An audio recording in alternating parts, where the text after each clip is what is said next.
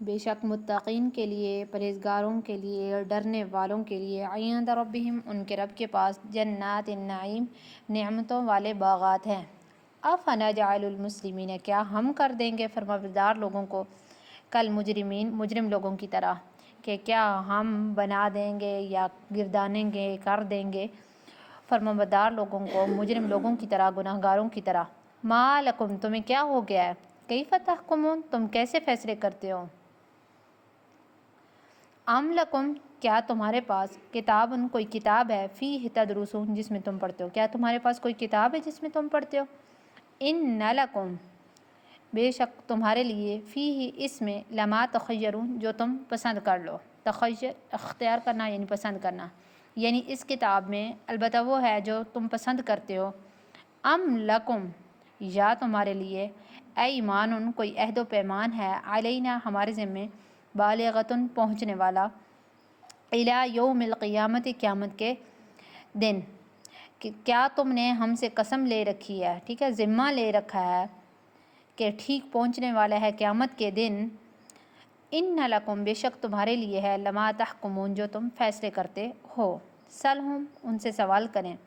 ایہم کہ ان میں سے کون، بذالک زعیم اس کا ذمہ دار ہے، کہ آپ ان سے سوال کریں کہ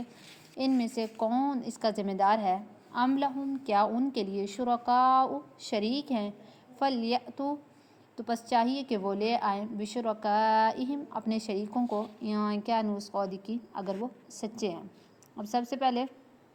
یہ مشرکوں کے دماغ کے اندر بھوسا وغیرہ بھرا ہوا تھا کہ بھئی اگر قیامت کے دن مسلمانوں پر عنایت وغیرہ ہوگی تو ہم اس سے بہتر جگہ پہ ہوں گے، ٹھیک ہے، ان للمتقین عند ربہم جنات النعیم، ٹھیک ہے۔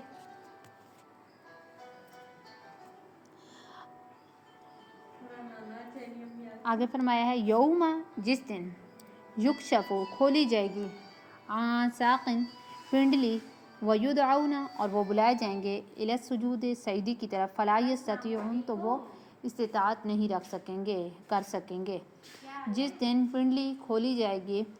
اور وہ سجدے کی طرف بلائے جائیں گے، فلا یستطیعون تو وہ استطاعت نہ رکھ سکیں گے، خاشعتاً جھکی ہوئی ہوں گی، ابصارہم ان کی آنکھیں، ترہقہم چھائی ہوگی، ذلت ذلت ان پر ذلت چھائی ہوگی، وقد کانوا اور تحقیق وہ تھے، یدعون بلائے جاتے، الی السجود سجدوں کی طرف، سجدے کی طرف، وہم سالمون اور وہ صحیح سالم تھے، ٹھیک ٹھاک تھے، یعنی پہلے ان کو سجدوں کی طرف، سجدے کی طرف بلایا جاتا تھا اور وہ ٹھیک ٹھاک تھے، یعنی جس دن پنڈلی کھولی جائے گی، ٹھیک ہے، تو اس سے کیا مراد ہے، حدیث نبوی میں ہے، نبی علیہ الصلوۃ والسلام کی ایک حدیث ہے کہ ہمارے پروردگار اپنی پنڈلی کھولیں گے، پس سجدہ کرے گا اس کو ہر مومن مرد و عورت، اور باقی رہ جائے گا وہ شخص جو دنیا میں دکھانے اور سنانے کے لیے سجدہ کرتا تھا، یعنی منافق، وہ سجدہ کرنا چاہے گا تو پس ہو جائے گی اس کی پیٹھ ایک تختہ، ٹھیک ہے۔ تو یہاں پہ پنڈلی کا جو لفظ استعمال کیا گیا ہے یہ اللہ تعالیٰ کی صفت ہے، ٹھیک ہے، ہاتھ اور چہرے کی طرح، اس کی حقیقت اللہ ہی جانتے ہیں، اور سمجھانا یہ مقصود ہے کہ بھائی یہ اللہ تعالیٰ کی خاص تجلی کا ظہور ہوگا کہ سارے سجدے میں گر پڑیں گے، لیکن کافر اور جو منافق ہوں گے ان کی کمر ٹوٹ جائے گی اور وہ اس دن یعنی جھک نہ سکیں گے سجدے کے لیے، ٹھیک ہے۔ تو اس وقت مومن اور کافر کے درمیان، منافق کے درمیان جو فرق ہو جائے گا وہ واضح ہو جائے گا، یکشف کھل جائے گا، ٹھیک ہے۔ آگے فذرنی پس اب مجھے چھوڑ دے، ومن یکذب اور ان کو جو کہ جھٹلاتے تھے، بہذا الحدیث اس بات کو، ٹھیک ہے، اس کلام کو، کاپی جان ایک آیت چھوٹ نہیں گئی، پڑھا تو دی تھی، دوبارہ پڑھا دیتی ہوں، ٹھیک ہے۔ خاشعتاً جھکی ہوئی ہوں گی، ابصارہم ان کی آنکھیں، ترہقہم چھائی ہوگی، ذلت ذلت کہ اس دن ان کی آنکھیں جھکی ہوئی ہوں گی اور ان کے اوپر ذلت چھائی ہوگی، وقد کانوا اور تحقیق وہ تھے، یدعون بلائے جاتے، الی السجود سجدے کی طرف، یعنی ان کو سجدے کی طرف بلایا جاتا تھا دنیا میں، وہم سالمون اور وہ صحیح سالم تھے لیکن سجدے کی طرف آتے نہیں تھے، ٹھیک ہے۔ تو اب فذرنی آپ چھوڑ دے مجھے، ومن یکذب اور جو کوئی جھٹلاتے تھے، جھٹلاتے ہیں، بہذا الحدیث اس بات کو، یعنی مجھے چھوڑیے اور ان لوگوں کو جو اس کلام کو وَمَن یُکَذِّبُ جو جھٹلاتے ہیں بِہَٰذَا الْحَدِیثِ اس بات کو. پھر اللہ تعالیٰ فرماتے ہیں سَنَسْتَدْرِجُهُمْ آہستہ آہستہ ہم کھینچ لائیں گے مِنْ حَیْثُ جہاں سے لا یعلمون وہ نہیں جانتے. یعنی آہستہ آہستہ ہم سیڑھی سے اتاریں گے یا بتدریج پکڑ رہے ہیں من حیث لا یعلمون جہاں سے وہ جانتے ہی نہیں ہیں. اور یہ ہم لوگوں نے جو ترجمہ پیچھے سے پڑھتے آ رہے ہیں وہ اس معنی میں کہ آہستہ آہستہ ہم ان کو کھینچ رہے ہیں. ٹھیک ہے، نواں پارہ تھا اس کی سورۃ الانفال سے پہلے جو سورت تھی سورۃ الاعراف تھی تو اس کا لاسٹ تھا. ٹھیک ہے، آگے باقی فرمایا. جان ہم نے جی پڑھی نہیں. نہیں پڑھی ہے؟ اچھا چلیں جی انشاءاللہ پھر پڑھ لیں گے. وَأُمْلِي اور ان کو وَأُمْلِي اور ڈھیل دے لہم ان کو اور ان کو ڈھیل دیں ان کیدی بے شک میری تدبیر متین پختہ ہے. کہ ان کو ڈھیل دیں، میری جو تدبیر ہے میرا داؤ ہے متین وہ پختہ ہے. یہ دونوں آیتیں سیم ادھر کی ہی طرح ہیں. ام تسألہم کیا تو ان سے سوال کرتا ہے اجرن کچھ حق کا کچھ اجرت کا فہم پس وہ من مغرمن کہ اس تاوان میں مثقلون بوجھل پڑے جا رہے ہیں بوجھل ہو رہے ہیں. کہ یعنی آپ صلی اللہ علیہ وآلہ وسلم کیا ان سے کوئی تاوان وغیرہ مانگ رہے ہیں کچھ جس کو اللہ تعالیٰ نے ذکر کی ہے اجر. ٹھیک ہے، تو کیا آپ صلی اللہ علیہ وآلہ وسلم ان سے کوئی اجرت مانگ رہے ہیں کہ ان پر یہ بڑی بھاری بات ہو رہی ہے ایمان لانا، اس وجہ سے یہ انکار کر رہے ہیں اس کے بدلے کی وجہ سے ہیں کہ بھائی آپ صلی اللہ علیہ وآلہ وسلم ان سے معاوضہ مانگتے ہیں تو اس لیے وہ معاوضے کی وجہ سے نفرت کر رہے ہیں، جبکہ آپ صلی اللہ علیہ وآلہ وسلم تو کچھ بھی نہیں مانگتے ہیں. ٹھیک ہے، اب عندہم الغیب کیا ان کے پاس غیب کی خبر ہے فہم پس وہ یکتبون کے لکھواتے ہیں. کیا ان کے پاس کوئی غیب کا علم ہے کہ یہ اس کو محفوظ رکھنے کے واسطے لکھ لیا کرتے ہیں. یعنی کیا ان کو احکام خداوندی خود کسی طریقے سے معلوم ہو جاتے ہیں جس کی وجہ سے وہ جو وحی والے ساتھی ہیں صاحب ہیں آپ صلی اللہ علیہ وآلہ وسلم ہیں ان کے اتباع کرنے سے وہ انکار کرتے ہیں کافر لوگ. ٹھیک ہے،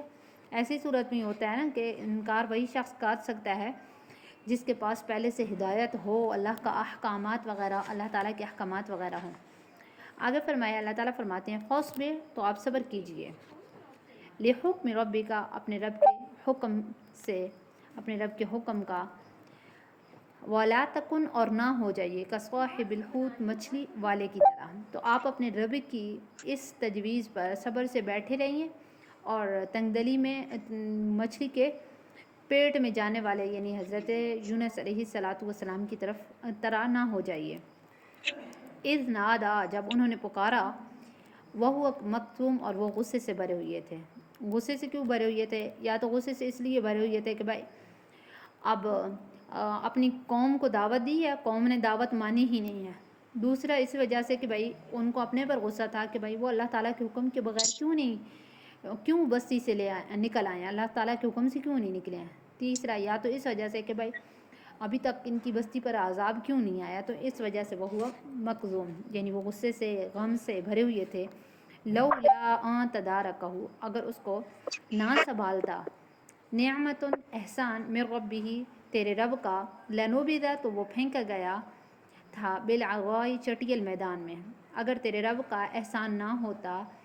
تو وہ چٹیل میدان میں پھینکا گیا تھا. وہ مذموم اور وہ الزام کھایا ہوا تھا. فجتباہ پس اس کو چن لیا ربہ اس کے رب نے فجعلہ پھر اس کو کر دیا من الصالحین صالح لوگوں میں سے.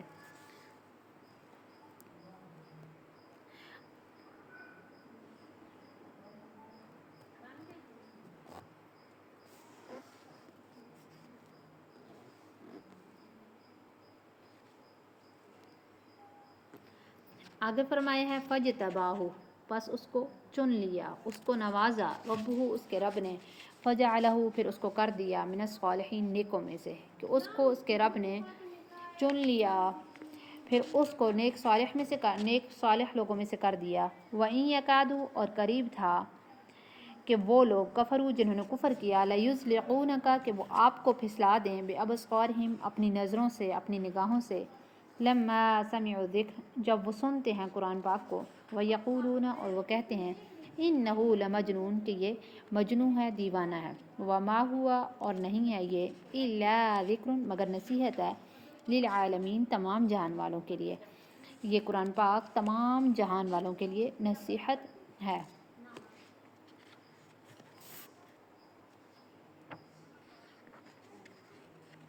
اب یہاں پہ جو لاسٹ والی آیات ہیں، ٹھیک ہے، اس کے اندر ایک شان نزول ہے، وہ درمیان میں تو واقعہ ہے نا حضرت یونس علیہ الصلوۃ والسلام کا، اور حضرت یونس علیہ الصلوۃ والسلام نینوا بستی کی طرف بھیجے گئے تھے، ٹھیک ہے، نینوا نبی کی بستی کے، اور انہوں نے اپنی قوم کو تبلیغ کی ہے، قوم ایمان نہ لائی، پھر انہوں نے اپنی قوم کو بتایا کہ بھئی تم پر اللہ تعالیٰ کا عذاب آئے گا اور ایسے ایسے، پھر جیسی انہوں نے اثرات دیکھے ہیں عذاب، انہوں نے آپس میں مشورہ کیا کہ اگر نبی ہماری بستی سے نکل گئے تو سمجھے ہم پر عذاب آنا پکا ہے۔ پھر جب حضرت یونس علیہ الصلوۃ والسلام کو انہوں نے ادھر ادھر دیکھا اور عذاب کے آثار بھی دیکھے، تو اس وقت انہوں نے اللہ تعالیٰ سے گریہ زاری کی اور اللہ تعالیٰ نے ان کی توبہ قبول کر لی۔ ایک واحد یہی بستی ہے، حضرت یونس علیہ الصلوۃ والسلام کی قوم ہے کہ انہوں نے یہ ایمان لے آئی تھی، ٹھیک ہے۔ اب وَإِن يَكَادُ الَّذِينَ كَفَرُوا لَيُزْلِقُونَكَ بِأَبْصَارِهِمْ، امام بغوی وغیرہ جو مفسرین ہیں انہوں نے ان آیات کا ایک خاص واقعہ لکھا ہے کہ انسان کی نظر بد لگ جانا، اس سے کسی انسان کو نقصان اور بیماری بلکہ ہلاکت تک پہنچ جانا، یہ حقیقت بھی ہے اور احادیث صحیحہ میں اس کا حق ہونا وارد بھی ہے۔ عرب میں ایک معروف اور مشہور آدمی تھا، اور مکہ میں ایک شخص، یعنی یہ نظر لگانے کے اندر بڑا مشہور تھا، اونٹوں کو یا جانوروں کو وہ نظر لگا دیتا تو وہ فوراً مر جایا کرتے تھے۔ کفار مکہ کو آپ صلی اللہ علیہ وآلہ وسلم سے دشمنی تو تھی ہی، ہر طرح کی کوشش آپ صلی اللہ علیہ وآلہ وسلم کو نعوذ باللہ قتل کرنے کی اور ایذا پہنچانے کی وہ کیا کرتے تھے۔ ان کو یہ سوچی کہ اس شخص سے رسول صلی اللہ علیہ وآلہ وسلم کو نظر لگواؤ اور اس کو وہ بلا لائے۔ اس نے نظر بد لگانے کی اپنی بھرپور کوشش کر لی، مگر اللہ تعالیٰ نے آپ علیہ الصلوۃ والسلام کی حفاظت فرمائی۔ یہ آیات اسی سلسلے کے اندر نازل ہوئی ہیں، لَيُزْلِقُونَكَ بِأَبْصَارِهِمْ، ٹھیک ہے، نظر لگنا حق ہے۔ اور حضرت حسن بصری رحمہ اللہ فرماتے ہیں کہ بھائی جس شخص کو نظر بد کسی انسان کی لگی ہو، اس پر یہ آیات پڑھ کر دم کر دینے سے یہ جو نظر وغیرہ کا اثر ہوگا یہ زائل ہو جائے گا۔ اور وہ کون سی آیات ہیں؟ یہ والی وَإِن يَكَادُ الَّذِينَ كَفَرُوا لَيُزْلِقُونَكَ بِأَبْصَارِهِمْ لَمَّا سَمِعُوا الذِّكْرَ وَيَقُولُونَ إِنَّهُ لَمَجْنُونٌ وَمَا هُوَ إِلَّا ذِكْرٌ لِلْعَالَمِينَ۔